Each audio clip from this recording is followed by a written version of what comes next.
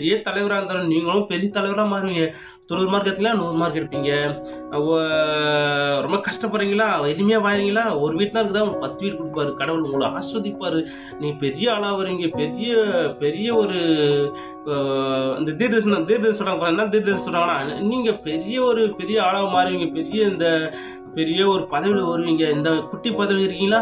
பெரிய பதவியில வருவீங்க. இந்த உண்மைக்குரிய காரியங்களே என்ன பண்ணுவாங்க ஃப்ரெண்ட்ஸ், எப்போ பார்த்தாலும் போதிப்பாங்க ஃப்ரெண்ட்ஸ். ஆனா புதிய ஏற்பாடுல பார்த்தீங்கன்னா, ஏசப்பாவும் சரி, சீஷரும் சரி, இம்மைக்குரிய காரியங்கள் வந்து அவங்க இம்பார்ட்டன்ட் குடுக்கல ஃப்ரெண்ட்ஸ்.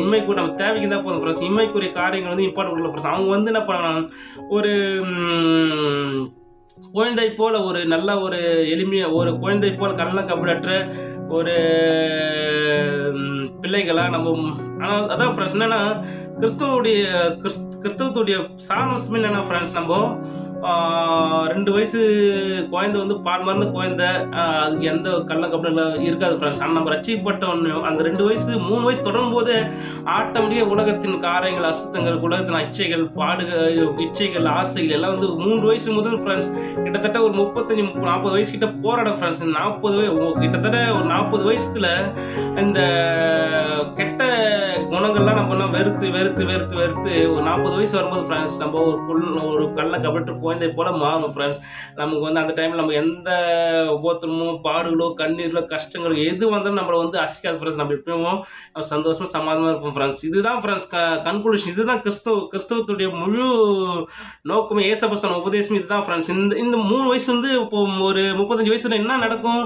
உபத்திரம் வரும், பாடுகள் வரும், இச்சைகள் வரும், பல போராட்டங்கள் வரும், பல ஆசைகள் வரும், பல துன்பங்கள் வரும், பல அலை போல வந்து மோதும் ஃப்ரெண்ட்ஸ். இது மாதம் முதல் கடைசி உலகத்தில் போகிற கடைசி மனுஷன் வரும் எல்லாருக்கும் இந்த இடைப்பட்ட காலங்களிலே உபத்திரவ காலங்கள் ஃப்ரெண்ட்ஸ், அது சோதனை காலங்கள். அதில் அவங்க என்ன பண்ணணும், உறுதியாக நின்று அதை ஜெயிச்சு, சில பேர் சில விஷயங்கள் சில காரியம் விழுந்தாலும் அதை ஜெயிச்சு வீழ்ந்து திருப்பி விழுவாங்க. ஒரு 40 வயசு வரும்போது ஃப்ரெண்ட்ஸ் ஒரு பூர்ண புருஷனா, ஒரு தேறின மனுஷனா அவங்க வருவாங்க ஃப்ரெண்ட்ஸ். இது வந்து என் லைஃப்ல நான் அனுபவிச்சது ஃப்ரெண்ட்ஸ். நான் இன்னைக்கு பர்சனல் சொல்றாங்க. அதனால ஃப்ரெண்ட்ஸ், இந்த கள்ள உபதேசம் பண்ணுவாங்க. இதை பத்தி உபத்திரமா வேணாம், பாடுகளா வேணாம், வியாதி மாறும், கஷ்டம் மாறும், கண்ணீர் தீரும், உங்களுக்கு காசு இல்லையா, கடவுள் காசு கொடுப்பாரு, ஐஸ்வர்யம் மாற்றுவார். நம்ம ஐஸ்வர்யம் நம்ம பணக்காராவது தான் ஒரு ஏமி கோலம் எடுத்தாரு. நீங்க நல்லா இருப்பீங்க, உங்களுக்கு துக்கமே இருக்காது, துன்பமே இருக்காது, துயரமே இருக்காது, நீங்க சந்தோஷமா வெற்றியுள்ள வாழ்க்கை, நல்லா கார் பங்களா வசதி வாய்ப்பு நல்லா இருப்பீங்கன்னு சொல்லிட்டு அநேக பழைய ஏற்பாடு வாக்குத்தத்தங்களை எடுத்துக்கொண்டு அநேக கள்ள தீர்க்கதரிசனம் பண்றாங்க. இந்த மாதிரி பேசுறாங்க ஃப்ரெண்ட்ஸ்.